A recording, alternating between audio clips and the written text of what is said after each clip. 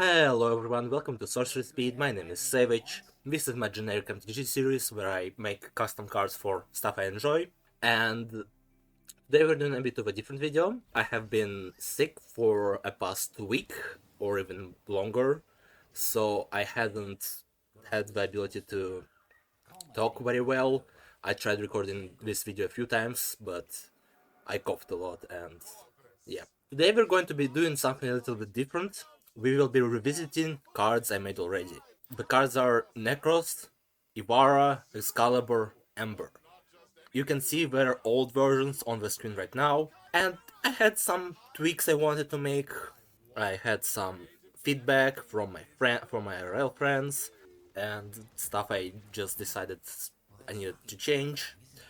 Let's begin with the keywords, just as a reminder for those who don't remember, and also who don't play MTG a lot.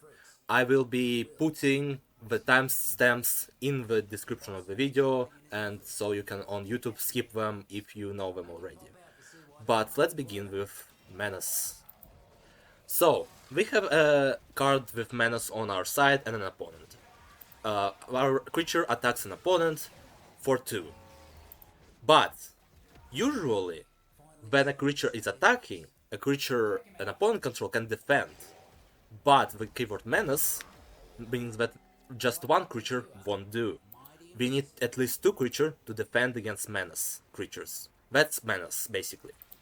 Next to keywords we will be looking at is Flying and Reach. So a creature with Flying can attack us and not look at defenders without flying, because defenders without flying cannot defend against creatures with flying. But a creature with flying can defend against a creature with flying.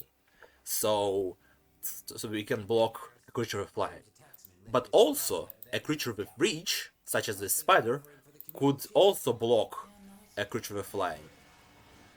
Yeah, that's pretty easy. Next keyword is Hexproof. So let's say we and an opponent has a lightning bolt and we have a kraken. Well, the opponent's lightning bolt cannot target the kraken because creatures with hexproof cannot be targeted by our players. But it can be targeted by us. So we can lightning bolt our kraken, but our opponent cannot. I don't know why you would do a lightning bolt your kraken, but you may wanna. I don't know why. Next is Vigilance First Strike. So, let's say we have a knight with first strike and we have a knight with vigilance. Now to attack, usually a card needs to tap, like this. But cards with vigilance do not need to tap when they attack.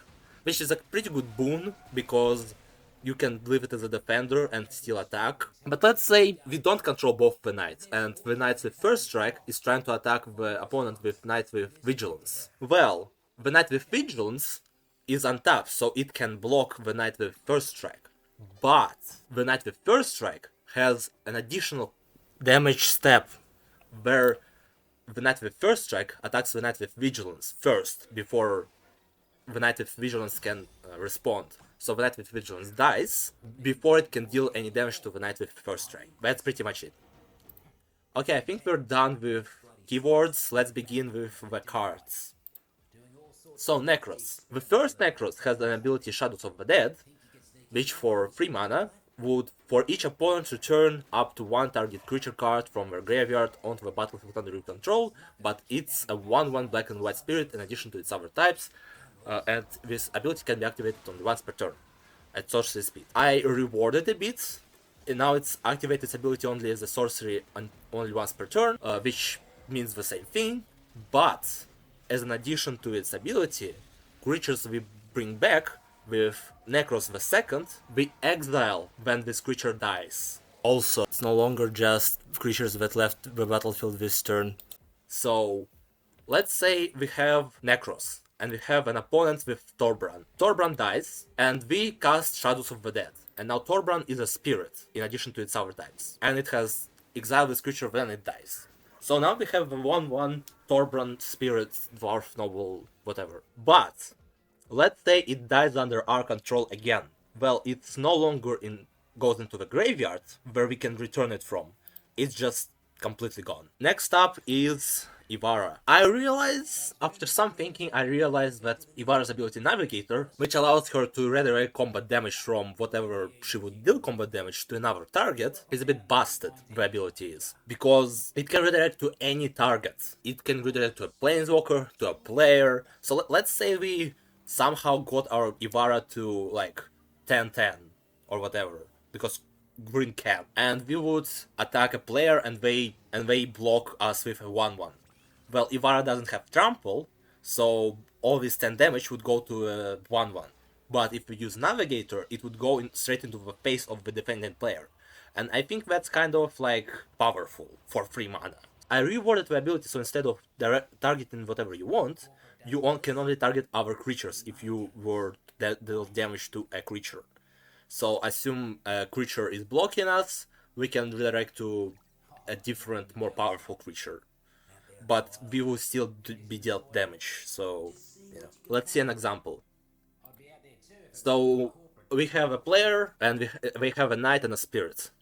We attack the player is blocking with a 1-1 spirit, but we decide that we will, instead of dealing combat damage to the spirit, we will deal combat damage to the knight. It has more power. So we still get 1 damage from the spirit, but the knight takes 4 damage from Ivara. Yeah, that's pretty much how I rewarded the ability, so instead of going straight to the face of the defending player, it goes into another creature. Next we have Excalibur. So I changed, instead of gaining +1/+0 for each equipment equipped on its that increases its power, now it's only just +1/+0 for each equipment attached to it. First of all, I fixed the wording instead of equipped to attached. Second of all equipment attached to it would gain Excalibur +1/+0. And I also added Vigilance, because it's a knight, and I decided that why not. And let's see an example. So a Diamond Pickaxe, if it were equipped to either Excalibur, it would gain +1/+1, and additionally +1/+0 from Excalibur's for proficiency ability. But if we were talking about the different equipment, like Swift Boots, only one of the Excaliburs would gain +1/+0, the newer version, instead of the older version, because it doesn't look at how it is being modified. So I increased its ability, so I don't know if it's still like 3 mana worthy. My friend who plays Knights a lot said that it's okay this way, but I don't know. Leave your opinion in the comments, please. Next, we have Ember, the latest one. I reward the ability Immolation, that instead of having X and X being no more than 3, I just said for each fire counter on Ember, prevent 1 damage, no more than 3 damage can be prevented this way at a time. So per instance of damage, we can only prevent 3 damage, up to 3 damage. Let's see an example of how Ember's abilities work. So let's say we have an opponent with 3 spirits, 1/2/2, 2 1/1s. Well, if we cast Fireball, well, not cast, use Ember's ability Fireball, it would deal 2 damage to any target and put a fire counter on Ember. So we take out the 2/2 spirit and put a fire counter on Ember. The spirit dies, and let's say the player didn't like how that happened. So we attack with a 1/1 spirit, but Ember would be not dealt any damage, because the combat damage assigned to Ember is 1, but we would prevent the 1 damage from 1 fire counter on Ember. Same thing would happen with the other spirit. If they attacked together, 1 damage would be prevented from each of them, but we can't assign 1 defender to 2 or more creatures, so yeah, it wouldn't even matter. But if we use Fire Blast and remove a fire counter from Ember, it would deal 1 damage to each opponent and creatures they control. So Ember would deal 1 damage to each of the 1/1 spirits, and they would die. And Ember would lose a fire counter. So that's pretty much how I changed the cards and how they work now.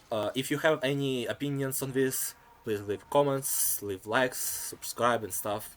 Thanks for watching. See you soon when I get a little bit better. I have some ideas for more cards.